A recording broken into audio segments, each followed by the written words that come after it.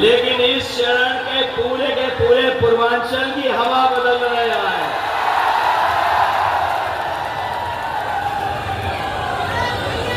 जो यहां कुछ दिनों पिक्चर चल रही थी,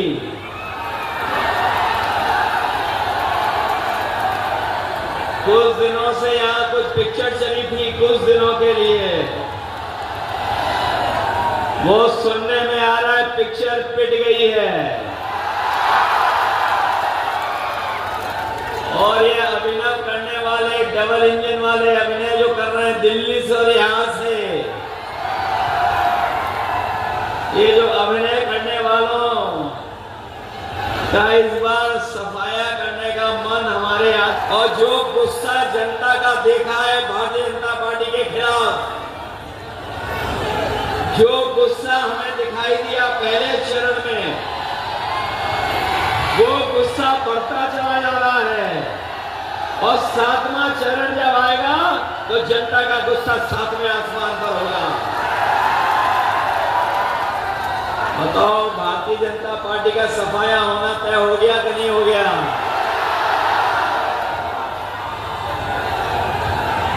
ये दिल्ली वाले प्रधान सांसद जी,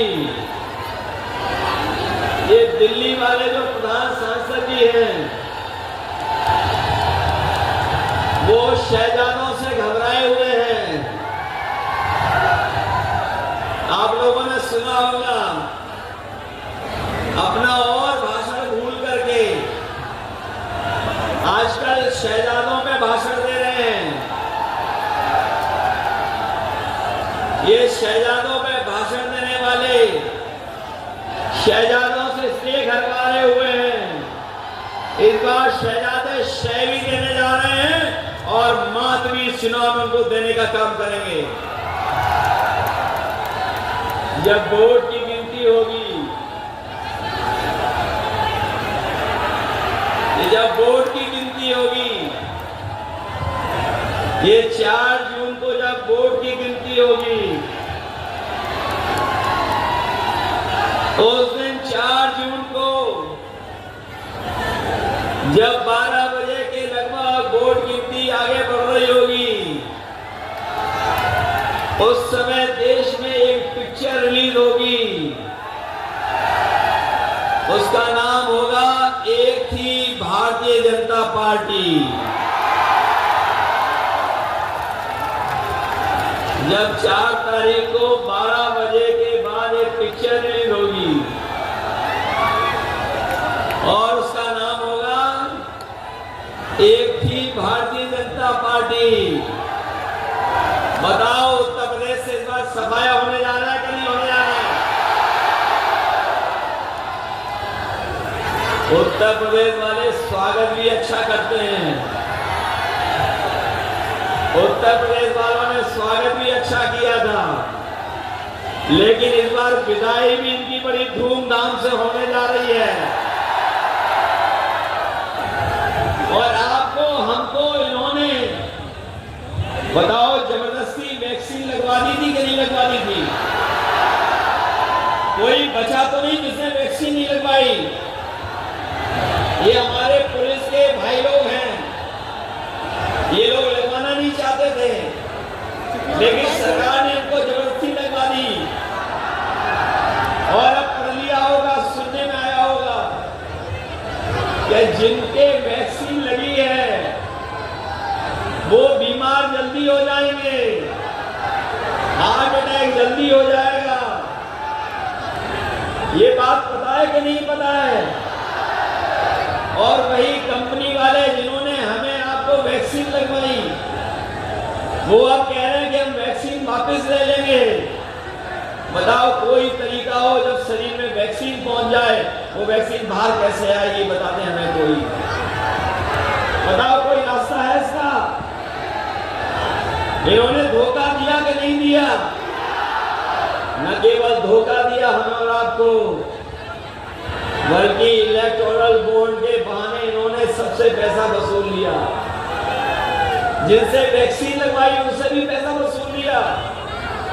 जो बड़ी बड़ी कंपनियां थी उनसे भी पैसा वसूला है और कहते हैं कि वो चंदे में मिला है, चंदे में कोई हमें यहाँ पर बता दे, अगर कोई चंदा देता है तो हजारों में देता है, लाख में देता है, बहुत संपन्न होगा तो ज्यादा दे देगा, लेकिन कोई 100 करोड़ 200 करोड़ 400 करोड़ पैसा नहीं देता है, कोई 500 करोड़ नहीं देता, कोई 1000 करोड़ नहीं देता। बताओ, जब से इलेक्टोरल बॉन्ड की बात जनता जान गई है, तब से इनके भ्रष्टाचार की पोल खुल गई कि नहीं खुल गई? इनके भ्रष्टाचार की पोल खुल गई, और जिनकी भ्रष्टाचार की पोल खुल गई है, इस बार जनता वोट डाल करके इनका बैंड बजाने का भी काम करेगी। ये हमारे जो नौजवान आए हुए हैं, ये तैयारी करते हैं, पढ़ाई लिखाई कर करके परीक्षा देने जाते हैं, परीक्षा देने गए और परीक्षा दे करके घर लौटे तो पता लगा पेपर लीक हो गया। यहाँ बहुत सारे नौजवान होंगे जो परीक्षा लिखे होंगे, समय समय पर सरकार ने परीक्षा कराई नौकरी देने के लिए, लेकिन सरकार में सब पेपर लीक हो गए। आखिरी में जो पुलिस भर्ती हुई थी, जिसमें इन्होंने कहा कि प्रदेश की सबसे बड़ी भर्ती हो जाएगी, 2 दिन परीक्षाएं लिखाई इन्होंने, लेकिन जब नौजवान परीक्षा दे करके घर लौटा तो पता लगा पुलिस की भर्ती का भी पेपर लीक हो गया। और अपने नौजवानों से हम कहना चाहते हैं, ये पेपर लीक नहीं हुआ है, ये पेपर लीक नहीं हुआ है, इस सरकार ने जानबूझ करके पेपर लीक कराया है। केवल आपकी नौकरी से और भविष्य से खिलवाड़ नहीं, बल्कि अपना सोचना जाकर के 10 साल में आपके 1/3 जीवन को इन्होंने बर्बाद करने का काम किया है। अपनी माताओं बहनों के लिए विशेष एम्बुलेंस चलाई थी, उसको भी बर्बाद कर दिया। अपनी पुलिस को सही समय पर पहुंच जाए घटना स्थल पे, उसके लिए बताओ 100 नंबर वाली गाड़ी दी थी कि नहीं दी थी? और सरकार ने 100 नंबर कितना नंबर कर दिया? 112 कर दिया। जब से सरकार ने नंबर बढ़ाया, तब से पुलिस के लोग भी कह रहे कि उन्हें भी रेट बढ़ा लेना चाहिए। और अब सुनने में आया है कि कोई बुलाता है 100 नंबर करके फोन, तो पुलिस दोनों पक्षों से पैसा वसूल लेती है।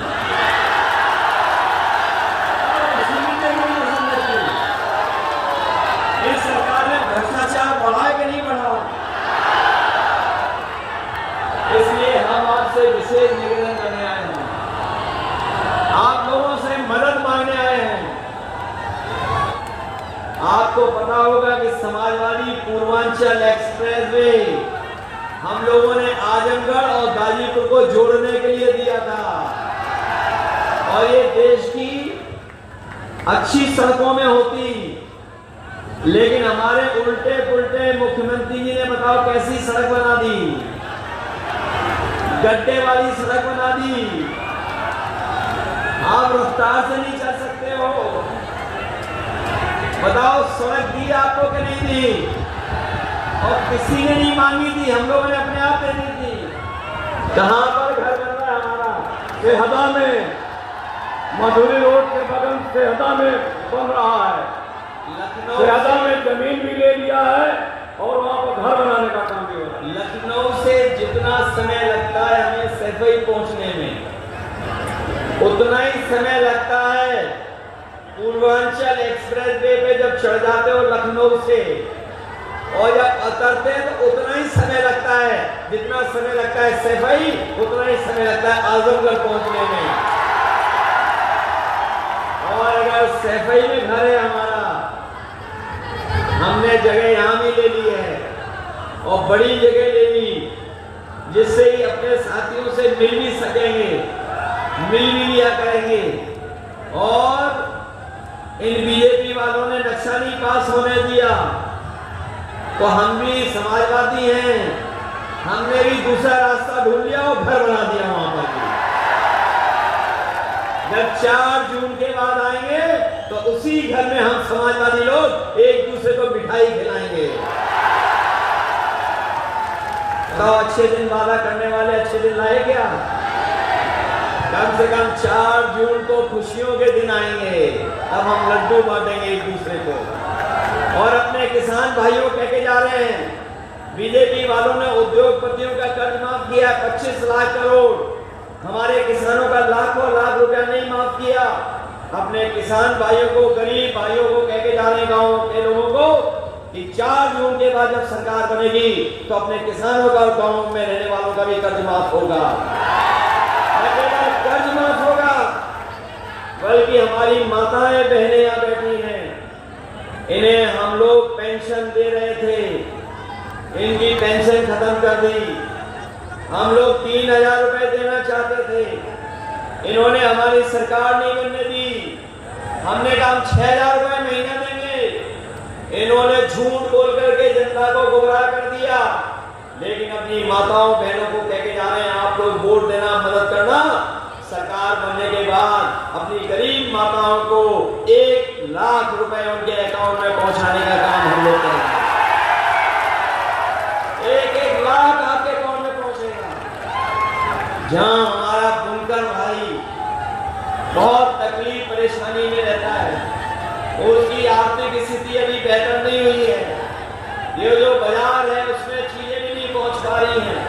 हम अपने बुनकर भाइयों को कह के जा रहे हैं, जिस तरीके से नेताजी ने सुविधाएं दी थी, उन वो सुविधाएं तो देंगे ही देंगे, लेकिन अलग से भी उनके लिए कार्यक्रम योजनाएं बना करके, जिससे हमारे बुनकर भाइयों को बाजार में सामान बेचने से लेकर के सामान बनाने तक अगर कोई सुविधा देनी पड़ेगी तो विशेष योजना चला करके अपने बुनकर भाइयों की मदद करने का काम करेंगे। जहां इनकी मदद हो रही है, वहीं जो सरकार की 30 लाख नौकरियां पड़ी हैं खाली, उन 30 लाख नौकरियों को आरक्षण देकर के अपने नौजवानों को नौकरी देने का काम होगा। इसलिए अपने गरीबों को कह के जा रहे हैं, कई बार इंडिया गठबंधन और समाजवादी पार्टी ने तय किया है कि न केवल राशन बढ़ाएंगे, राशन की गुणवत्ता को अच्छा करेंगे, और जिस तरीके से संपन्न लोग बाजार से पैकेट का आटा खरीद करके खा रहे हैं जो पौष्टिक है, हम अपने गरीबों को राशन मात्रा बढ़ा करके पैकेट के आटा के साथ साथ डाटा भी फ्री देने का काम करेंगे।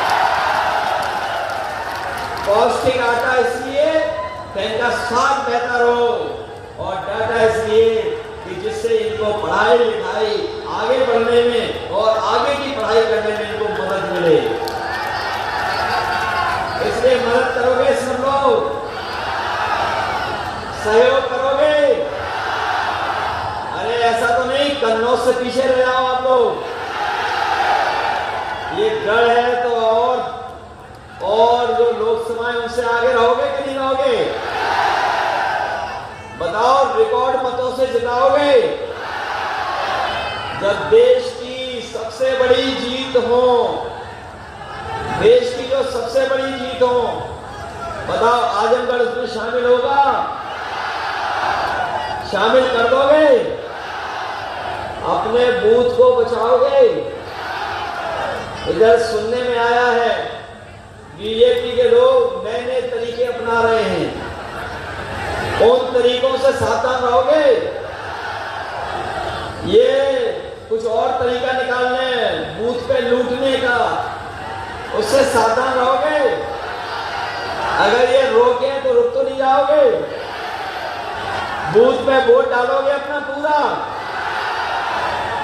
अगर आप वोट डालोगे तो ना केवल आपके वोट से न केवल मंत्री मंडल बदलेगा, बल्कि मीडिया मंडल भी बदल जाएगा। बताओगे, बदलोगे कि नहीं बदलोगे? मंत्री मंडल के साथ साथ मीडिया मंडल भी बदल जाएगा। इसलिए मदद करिए और जिताइए। बहुत बहुत धन्यवाद और बहुत बहुत आभार व्यक्त करता हूं।